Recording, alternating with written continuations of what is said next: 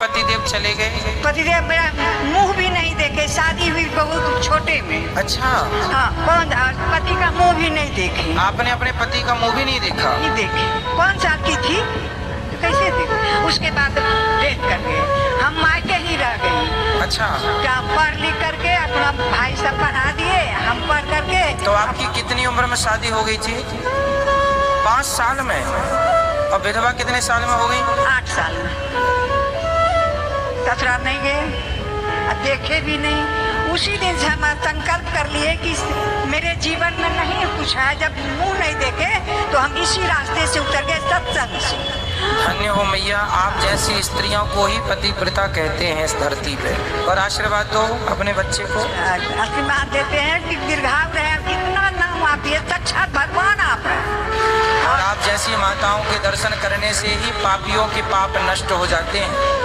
इतनी बड़ी ताकत है, ये सती स्त्रियां हैं। देखो सारी जिंदगी अपने पति की विधवा रह के गुजार दिया, लेकिन जीवन में किसी प्रकार का कोई दोष नहीं है। मेरे लिए कोई सेवा हो तो बताइए, मैं क्या आपकी सेवा करूं? कोई आप जो आज्ञा करेंगे मैं आपकी सेवा करूं। सेवा तो आशीर्वाद दीजिए कि इसी लगन से मेरा आशीर्वाद तो आप दीजिए मेरी माँ। उसी लगन से हम चले जाएं। और अभी जो आई हूँ इतना आपने अपना लोक और अपना परलोक दोनों तैयार कर लिया। यहाँ आई जो आपसे मैं करवाने के लिए गोदानी जीवित में ही कर लेंगे। मरने के बाद कौन भतीजा करेगा। ससुराल नहीं गए तो नैहर में रह करके बच्चे, भाभी मर गई तो बच्चे 3 थे, उसको पालन पोषण करके शादी किया कर दिए। 2 बहू है और वही हमारा देख रेख करती है। तो मरने के बाद ये जो हम किए अभी 3 जग, ये हम अपना पैसा से किए। और भाई किसी को नहीं मांगे, भौजाई तो है ये नहीं है। हम इन तीनों बच्चों पूर्ण रूप से अपने आप को भगवान को सौंप दीजिएगा, बस सौंप दिए।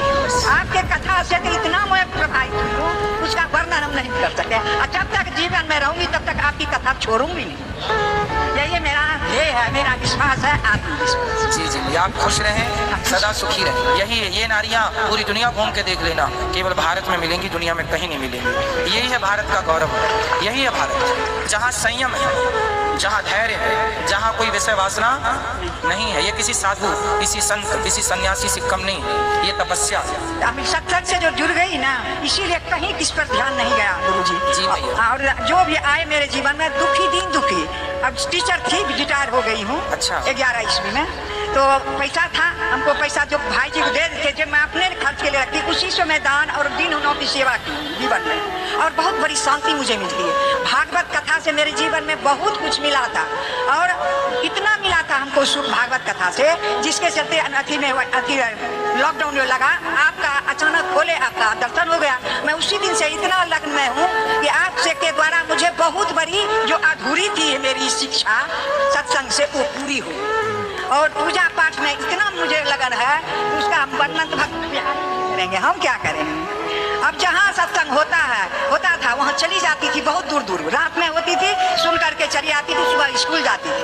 अब तो मैं घर में रहती हूँ, वहाँ की उम्र तो गिर गया, 75 साल की हूँ।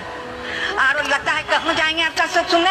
आपका जो टीवी पर खोल कर डेली कुछ नहीं, हमको कुछ है आपको एक कथा, आपका कथा सुनती हूँ, और जो आप बताएं उस मार्ग पर चलती हूँ। पूजा पाठ जितना विधि विधान है वही हम करती हूँ। मुझे जीवन में बहुत बड़ा सुख है। दुखी मैं नहीं हूँ कि विधवा हूँ, और कोई चाह, मुझे कुछ चाह नहीं पहुँची। हम आपका कथा सुनते हैं तो लगता है और से और सुनते, कितना रोते हैं हम आपकी कथा से। वर्णन से, गाना से, भजन से उसका वर्णन नहीं कर सकते। बहुत रोते हैं बैठ के। जब आप इस कथा का आता है अंश कोनो, लगता है जी भर के रो लेते हैं। धन्यवाद बेटा, धन्यवाद है कि आप मुझे आशीर्वाद देके पर लोग को चला।